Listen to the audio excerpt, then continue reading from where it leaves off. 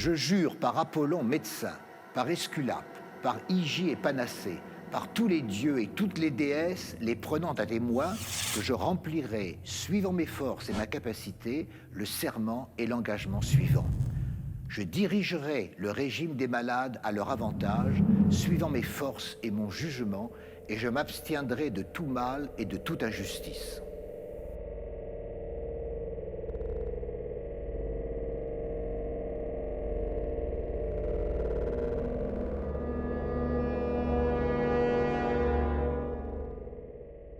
L'art de guérir a une longue histoire depuis la naissance de l'écriture.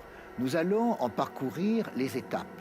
D'abord, la Mésopotamie et l'Égypte, puis la Grèce avec Hippocrate. La transmission se fait ensuite à Rome. Elle se poursuit avec la médecine arabo-musulmane. Elle reviendra en Occident par le biais des traductions, elle gagnera toute la chrétienté. Puis, à partir du XVIe siècle, un grand nombre de ruptures se produiront qui donneront la médecine moderne.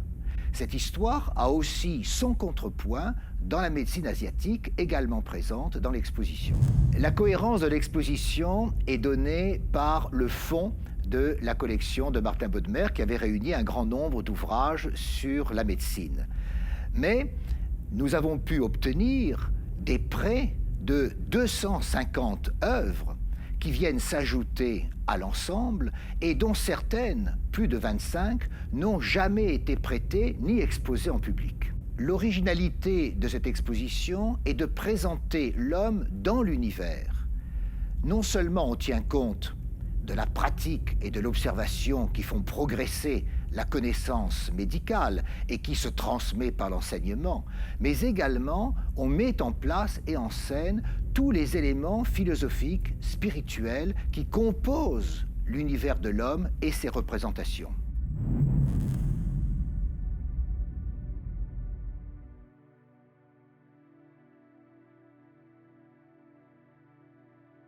La momification a donné aux Égyptiens une connaissance du corps humain. Il fallait ouvrir le corps, il fallait en tirer les viscères, et les instruments de chirurgie exposés dans ces vitrines montrent également comment ils opéraient.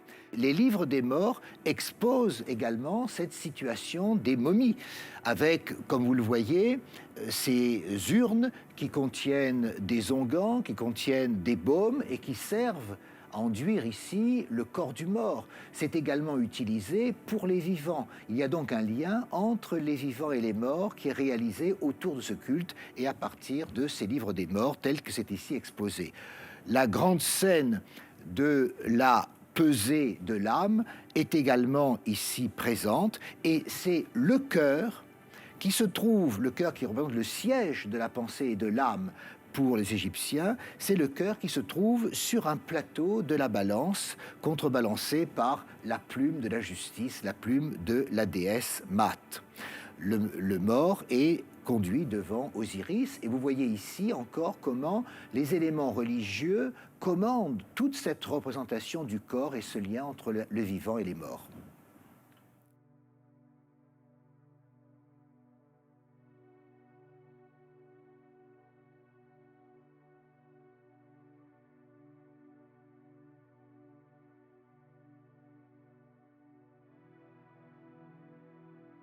Le grand moment pour la médecine, c'est le moment grec, celui d'Hippocrate, au 5e siècle avant Jésus-Christ. Mais il faut le resituer dans le contexte mythologique. Et il faut savoir que la sœur d'Apollon, Artémis ou Diane, a donné, transmis le savoir médical au centaure Chiron, un homme extrêmement sage. Artémis lui confie également le savoir des plantes, notamment de l'artémisia, qui donnera en ancien français l'armoise, considérée comme une plante universelle, guérissant de tous les maux et protégeant contre tout. Mais Apollon, le frère d'Artémis, a eu un enfant d'une nymphe, Coronis, qu'il avait tué par jalousie. Il avait arraché cet enfant au ventre de sa mère pour le sauver. Il le nommera Esculape ou Asclépios en Grèce, et c'est au centaure Chiron qu'Esculape sera confié. Et donc tout le savoir médical sera transmis à Esculape. à l'origine de la famille des Asclépiades dans l'île de Cos, d'où naîtra Hippocrate. Hippocrate va consulter les malades, Hippocrate va les écouter et il va décrire également les maladies. Vous avez d'ailleurs un très bel exemplaire ici qui a été l'exemplaire de Ronsard sur les maladies. Puis, il a eu comme effet dans la médecine d'insister sur les régimes, sur l'alimentation, l'hygiène de vie, les exercices qu'il faut suivre et accomplir, la nourriture que l'on doit absorber. Et cet ouvrage, intitulé La diététique, est ici présent à travers un très beau manuscrit de la Fondation Martin Bodmer venant de l'abbaye de Fulda et rédigé au IXe siècle après Jésus-Christ. Il faut replacer Hippocrate dans le contexte philosophique grec. La conception physique des 4 éléments présente à la fois les éléments, l'air, le feu, la terre, l'eau, les saisons, le printemps, l'été, l'automne, l'hiver, les humeurs, le sang, la bile jaune ou choléra, la bile noire ou atrabile, le flegme, également les âges de la vie, l'enfance, l'adolescence, l'âge mûr, la vieillesse et les 4 points cardinaux, l'Orient, le Sud, l'Occident et le Nord. Tous ces éléments sont rassemblés dans un seul diagramme que vous voyez dans le manuscrit ici exposé.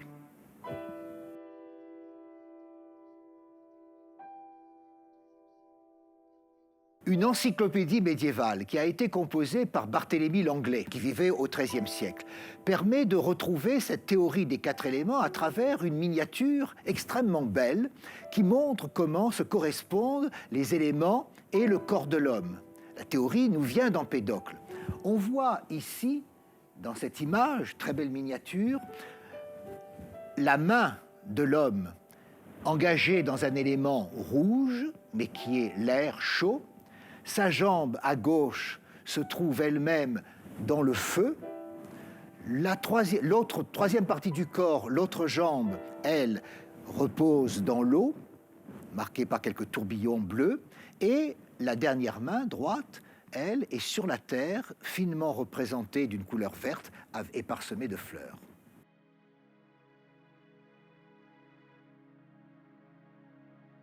Le savoir des Grecs va être transmis à Rome et notamment à l'immense Galien qui vivait à l'époque d'Adrien.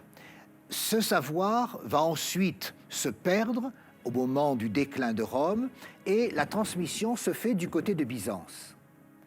Au IVe et Ve siècle, les querelles théologiques vont être telles que ceux qui maintenaient une théorie monophysite sur la nature du Christ vont devoir quitter Byzance. Ce sont les Nestoriens et aussi les Jacobites.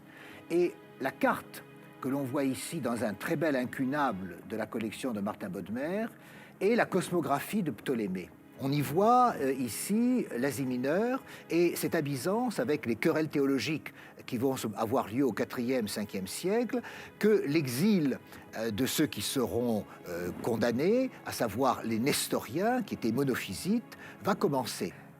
Les Nestoriens vont donc partir vers le monde des califats, d'Haroun al-Rachid notamment, et vont transmettre par les traductions qu'ils vont faire, traductions faites par Joannicius ou par Messuet, ce savoir de la médecine grecque à la médecine arabe.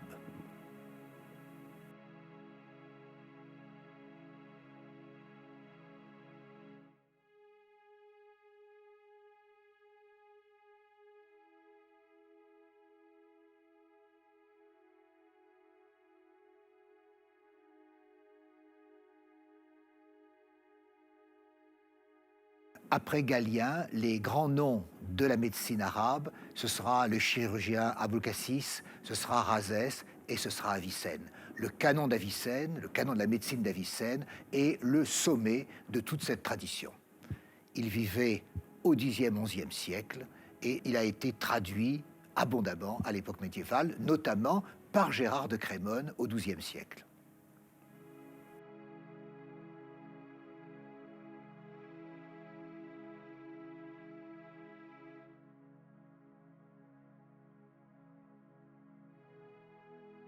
La conquête arabe se poursuit vers l'ouest, passe par le Maghreb et notamment la grande école de Kérouan, et un personnage qui s'appelle Constantin l'Africain va jouer un rôle déterminant car il va traduire l'ensemble des écrits médicaux arabes qui étaient en sa possession. Il va aller à Salerne, il va aller au Mont Cassin et c'est lui qui va donc permettre le retour vers l'Occident du savoir grec transmis aux Arabes et qui désormais va former la médecine médiévale.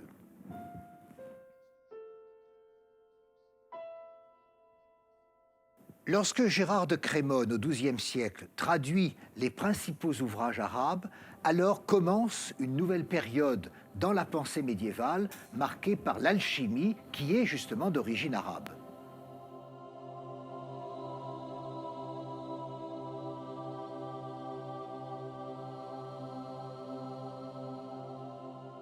L'alchimie est représentée par des manuscrits tout à fait exceptionnels qui nous viennent de Zurich et de Saint-Gall, comme le rosaire philosophique d'Arnaud de Villeneuve, le livre de la Sainte Trinité et surtout la Aurora Consurgens, l'aurore à son lever, ce manuscrit dont les miniatures ont fasciné Carl Gustav Jung et marqué profondément ce courant psychanalytique. L'alchimie reprend la théorie des quatre éléments, la physique des quatre éléments. Mais à cette différence que cette fois, il s'agit de réaliser une union impossible, non pas une transition d'un élément à l'autre, mais mettre le feu dans l'eau ou l'air dans la terre. Et ceci se fait à travers toute une série d'opérations sexualisées où l'on voit s'unir ou se dissoudre l'un dans l'autre le soleil et la lune, le soufre et le mercure, le fixe et le volatile. Et dans l'image qui est ici représentée, où le zodiaque entoure une femme, donc une femme zodiacale tenant un calendrier plicatif, tandis que le soleil se voile un peu sur la droite de l'image. L'alchimie témoignait de cette correspondance entre l'homme et l'univers, entre le microcosme et le macrocosme. La femme était présentée à l'intérieur d'un zodiaque. Elle tenait un calendrier plicatif. Ces calendriers plicatifs vont être utilisés dans le cadre de la médecine populaire par les médecins eux-mêmes. Et ces calendriers étaient destinés à donner les indications astrologiques nécessaires aux interventions chirurgicales. Par exemple, si la Lune entre dans un signe qui commande telle ou telle partie du corps, la saignée ne doit pas être effectuée. D'où l'importance de ces représentations de l'homme zodiacal ou l'homme des signes ce sont les signes astraux, et également de l'homme aux veines. Une autre représentation de l'homme zodiacal dans un incunable de la Fondation Martha Bodmer permet de comprendre cette relation entre les signes et les parties du corps. Vous voyez par exemple le bélier qui gouverne la tête, le taureau au niveau du cou, le cancer au niveau ici du haut de la poitrine. Et on descend, le scorpion bien sûr se trouve du côté des parties sexuelles et on descend jusqu'au Verseau et jusqu'au Poisson dans une stricte correspondance entre les signes et les parties du corps.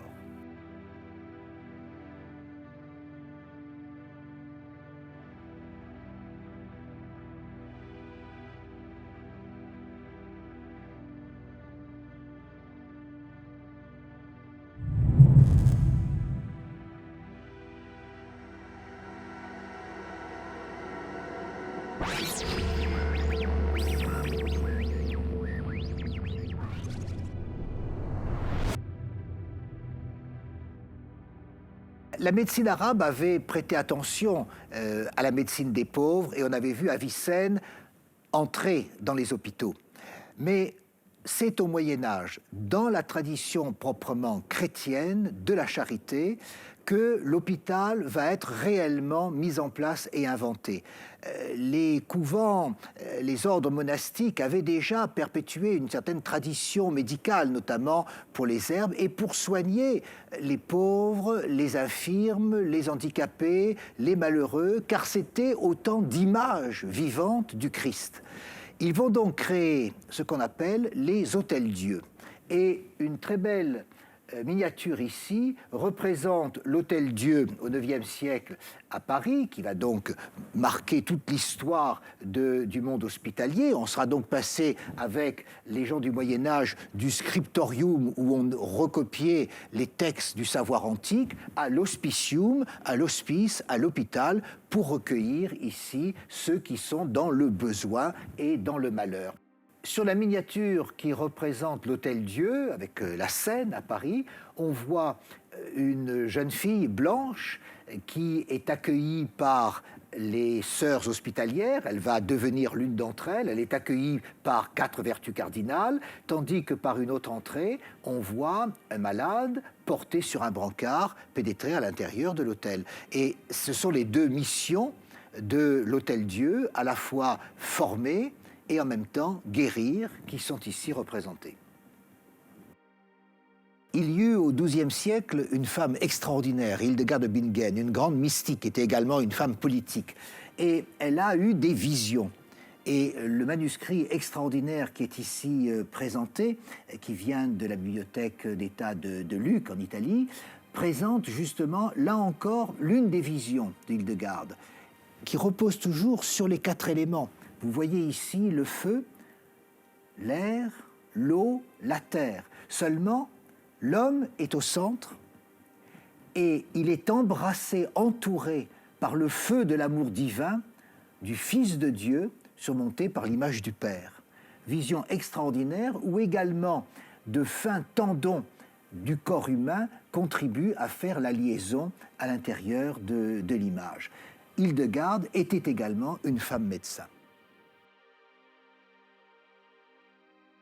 La fin du Moyen-Âge va être hantée par les fléaux, la peste du XIVe siècle et la peur de la mort, l'angoisse de la mort. Et se développent alors, avec le charnier des Saints Innocents, les danses macabrées, les danses où l'on voit la mort égalitaire en faire la ronde à toutes les catégories de la population. On voit ici la mort sous la forme d'un cadavre en décomposition, dansante, de façon effrénée, en train d'entraîner un médecin reconnaissable au flacon d'urine qu'il tient à la main dans cette ronde de la mort, mais il s'est, lui, bien préparé à la mort. Les arts de mourir marquent justement cette fin du Moyen-Âge. Une section est aussi consacrée à la chirurgie de l'œil. On voit ici une coupe de l'œil et on voit l'influence de la philosophie puisque 7 tuniques de l'œil sont ici distinguées justement en rapport avec les 7 planètes. Cette chirurgie de l'œil est également représentée par un manuscrit qui nous vient du monde arabe et qui donne ici dans le détail l'ensemble des instruments chirurgicaux.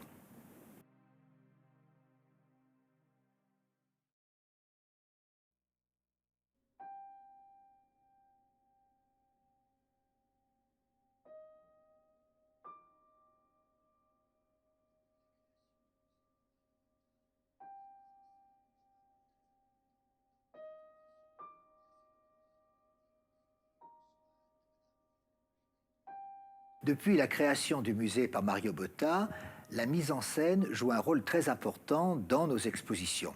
La scénographie est confiée aux soins de Madame Elisabeth Macheret, qui a été notre vice-directrice et qui travaille toujours avec nous pour cette mise en place de nos expositions, avec également parfois l'aide de Jean-Michel Lancy. La deuxième partie de l'exposition va être au début plus thématique et moins chronologique. Nous sommes dans la période médiévale. La salle dans laquelle nous allons pénétrer va reposer sur quelques piliers que sont d'abord les herbiers du Moyen-Âge, la pharmacopée, la chirurgie, les questions relatives au pronostic et au diagnostic, et enfin les grands fléaux qui vont marquer la fin du Moyen-Âge.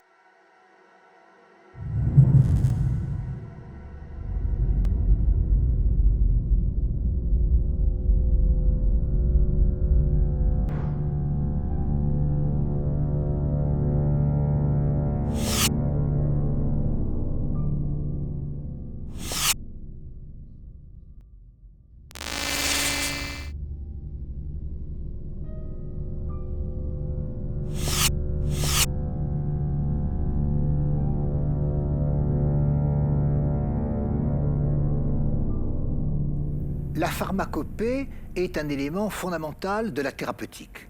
Le savoir des simples, des herbes ou des recettes, quand plusieurs herbes sont mises ensemble, est ici le principe constitutif de l'art de guérir.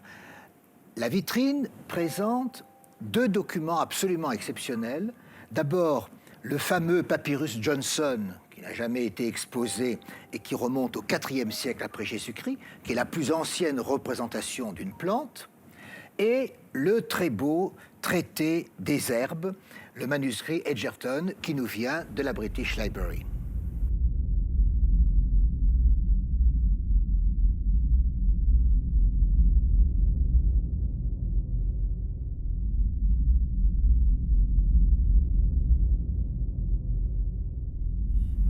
Les herbes du savoir médical ont aussi alimenté tout l'imaginaire littéraire du Moyen Âge. Et les fées, les sorcières, ont donc également l'usage des simples et des remèdes miraculeux comme la thériaque. Ici, un herbier du XIIe siècle présente la forme humaine de la mandragore qui a alimenté combien de fantasmes.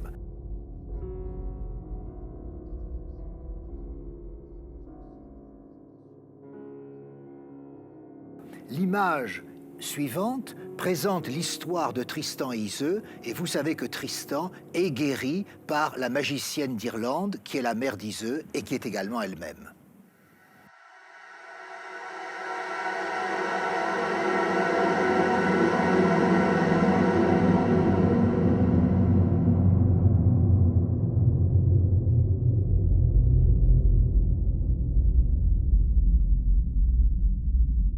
En regard de la tradition occidentale des herbiers, il nous faut aussi présenter en contrepoint ceux de la médecine asiatique, tibéto-mongole ou encore thaï et chinoise. Voici ces tankas japonais avec la racine d'où la vie jaillit, les professeurs dans le haut de la tapisserie qui vont produire cet enseignement et l'ensemble du tableau des plantes de l'Orient représenté sur ce second tapis. Au centre de cette vitrine se trouve une représentation de tous les points sur lesquels une pression peut s'exercer. Donc il y a l'acupuncture, il y a les points de pression et vous avez aussi la moxibustion. Ces trois aspects vous donnent l'essentiel de la médecine asiatique.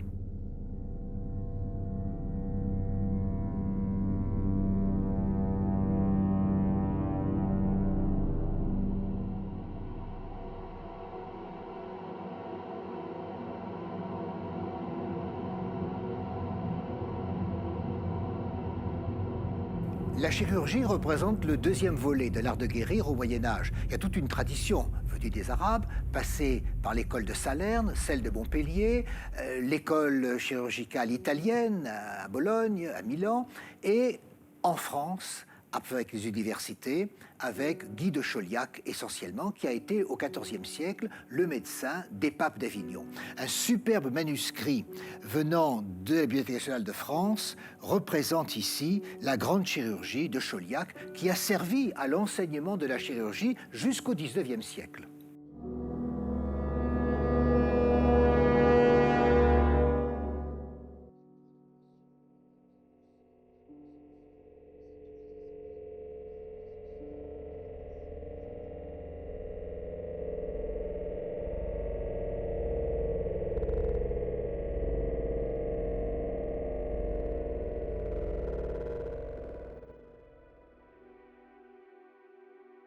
Le clou de l'exposition est représenté par un manuscrit extraordinaire, un rouleau de 5,40 m qui n'a jamais été exposé, qui vient de la Bibliothèque royale de Suède et qui est l'œuvre de John Ardern, l'un des plus grands chirurgiens du XIVe siècle, avec Guy de Chauliac.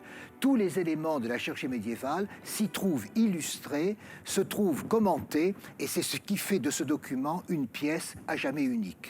C'est un exposé complet de tout le savoir chirurgical, avec la représentation des axes artériels, le squelette, les nerfs intercostaux et la partie la plus audacieuse, la représentation des viscères, de la vessie et de l'ampoule rectale sur lesquelles est intervenu particulièrement John Ardern.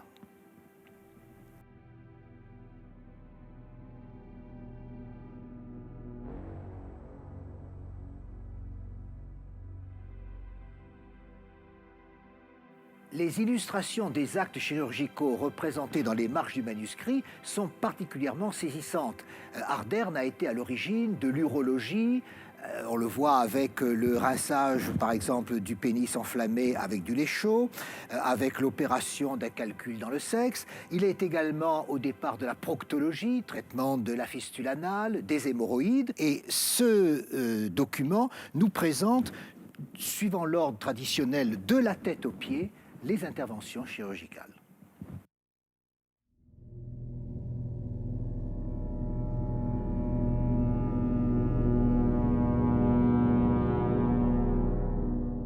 Au XIVe et XVe siècle, de grands fléaux frappent l'Europe occidentale. La lèpre depuis longtemps, la peste, la variole et à la fin du XVe, la syphilis. Vous êtes ici en présence d'une gravure sur bois de Dürer qui va être la première représentation qui soit donnée de l'homme syphilitique. La maladie sera dénommée syphilis le jour où Fracastor aura découvert et déterminer cette maladie. C'est un choc à l'égard de la tradition galénique. Nous sommes au XVIe, nous sortons de la tradition de Galien. Désormais, ce ne sont plus des fièvres de façon générale, mais ce sont des maladies anatomiquement répertoriées et situées. Fracastor met en place ce qui sera l'infectiologie. Et puis on verra Vézal s'occuper de l'anatomie. Et on aura Paré révolutionner la chirurgie. On aura encore Paracels qui va, lui, créer le début de la chimie médicale. Tous ces éléments vont transformer totalement la médecine à partir de cette époque. C'est la fin de Galien.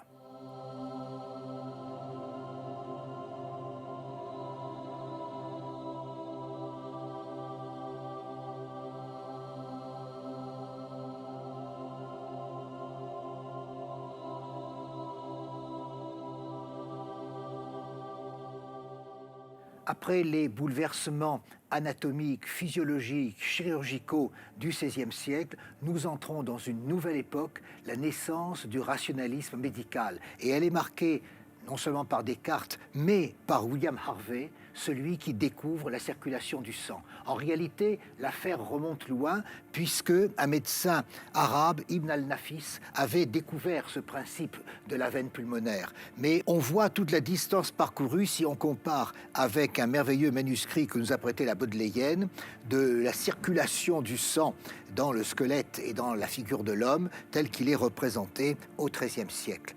William Harvey, c'est donc le point de départ d'une nouvelle ère médicale.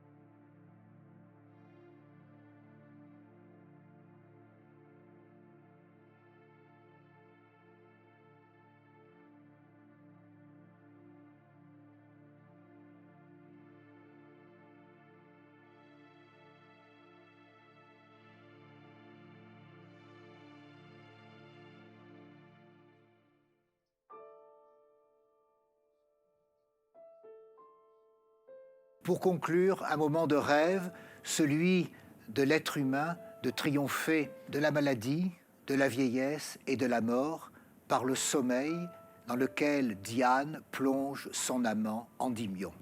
C'est un tableau de Pellegrini.